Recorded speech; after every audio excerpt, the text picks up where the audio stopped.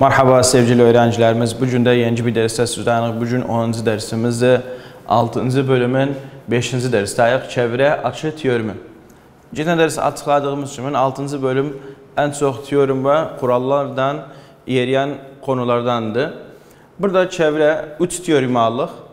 Çevre açı teoremi, dairedeki iç açılar teoremi, dairedeki dış açılar teoremi. Yani bir defa iç açılar, başkasında da dış açılar.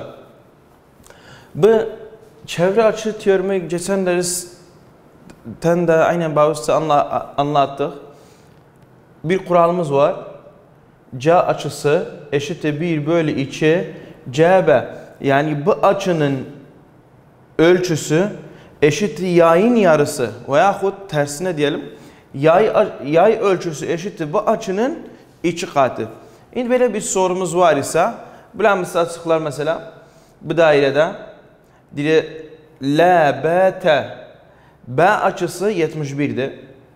İçeride olduğunda B açını verirsene, bu buranı anlatıp bize. Dışarıda olduğu da TMR açısının TM'ni verip sana.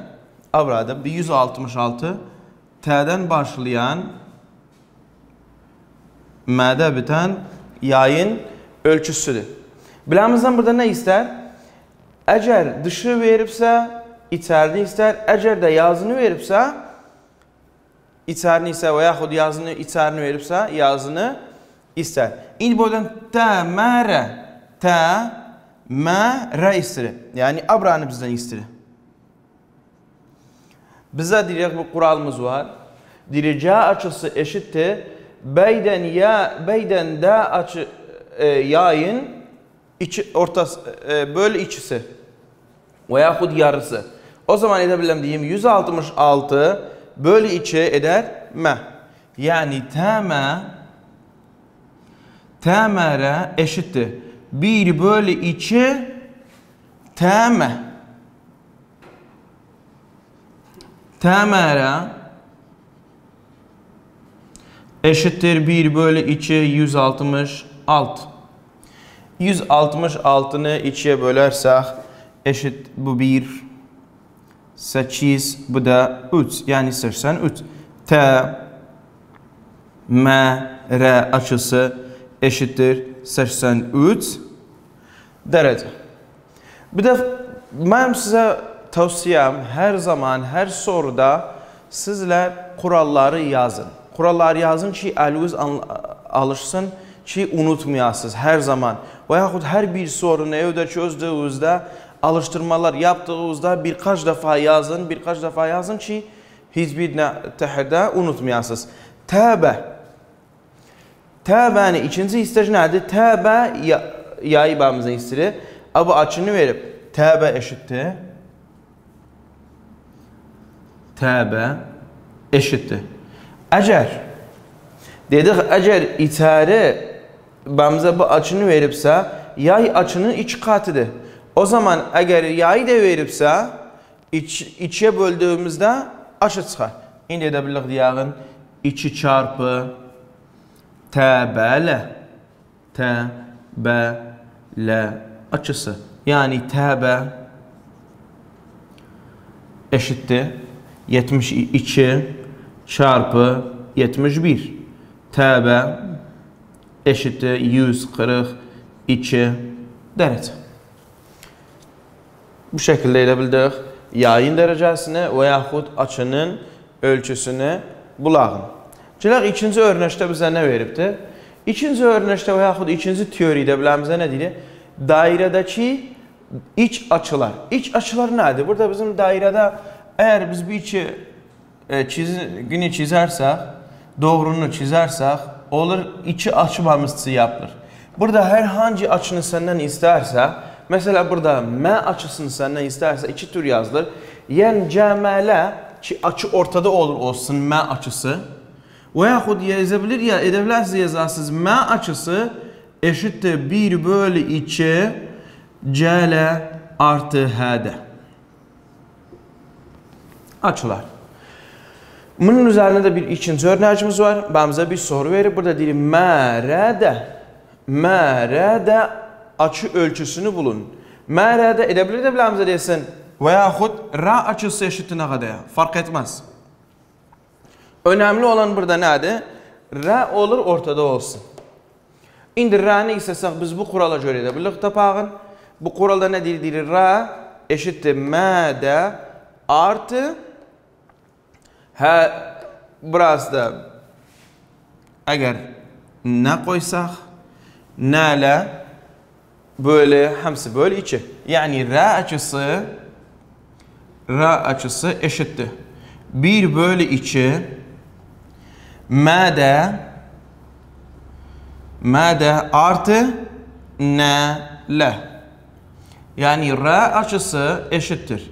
1 bölü 2 32 artı 100. İndi ra açısı eşittir. 1 bölü 2 32 artı 100 132. İndi ra açısı eşittir. 2'ye bölmek yani 1 bölü 2 çarpı 132 yani 2'ye böl. İndi 132'ni biz eğer beyinsel olarak 2'ye bölsek, mesela 100 2'ye bölsek olur 50. 32'ni 2'ye bölsek olur 16. 50'den 16 eder 66. Yani ra açısı eşittir 66 derece. Üçüncü teorimiz var nedir? Dairedeki dış açılar. Biz burada neyimiz vardı? İç açılar. İç açılarda her hangisini bunun istese senden burada olsa veya bir taraf olsa bunlar eşittiler. Tabi eşit olduklarını da her hangisini istesek bu kuraldan bulabiliriz. Dış açılarda bizim 3 türümüz var. 3 türün de neredeyse kurallar birbiri kiminde mesela. Bazımızdan burada C açısını ister, K açısı, D açısı. Burada neyimiz var? Burada dedik iç açılarda topladık. Ama dış açılarda olur neyin? Eksi yedik. C eşittir, C açısı eşittir 1 bölü 2.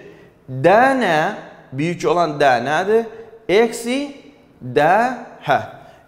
Burada her zaman bunu beynimize koyun. Büyük olan eksi küçük ederiz. Niye? Eğer küçüğü büyüğü eksi etsek negatif çıkar.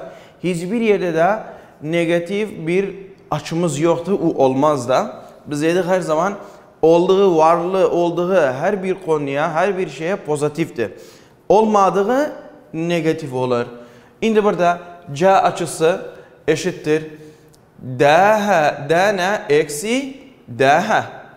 Veyahut ikincisinde K açısını bizden istese 1 bölü 2 R M L eksi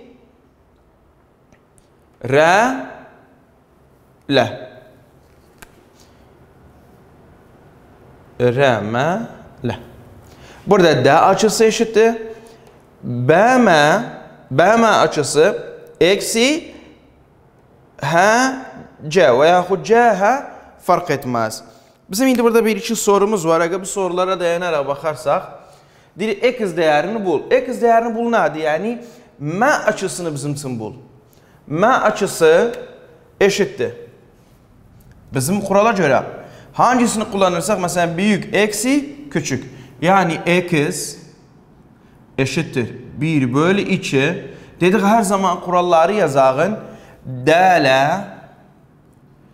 Dl eksi H L. Yani M eşittir. Tabii burada x verip bize de bilik M açısı yerine hemen kural yazdığımızdan sonra edağın x eşittir 1 bölü 2 174 eksi 98. X eşittir 1 bölü 2 74 diyelim ki sizden biriniz tapabilmirseniz zihinsel olarak mesela biz dedik eğer 174 eksi 100 olsaydı olur 74 ama 98'di biz dedik 76. Diyelim ki bu türden zihinsel olarak çıkartmayı yapabilmediği da gelesen birbirleri altında yazarıq 174 eksi 98. 4'te eksi 8 yoktu. Bu olur 6. 14. 14 eksi 8 eder 6.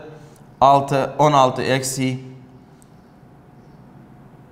9 eder 7. 76.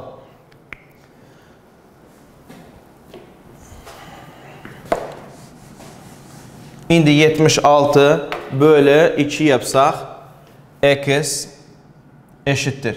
76'nı 2'ye bölsek, eğer 70 ise dedik, eder 35. 6'nı da 2'ye bölsek eder 38. X eşittir 38 derece. Bu birinci soruda. İkinci soruda x eşittir.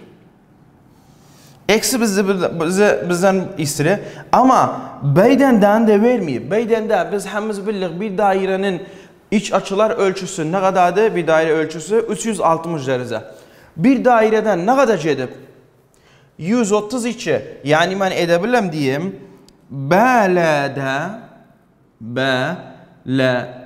eşittir 360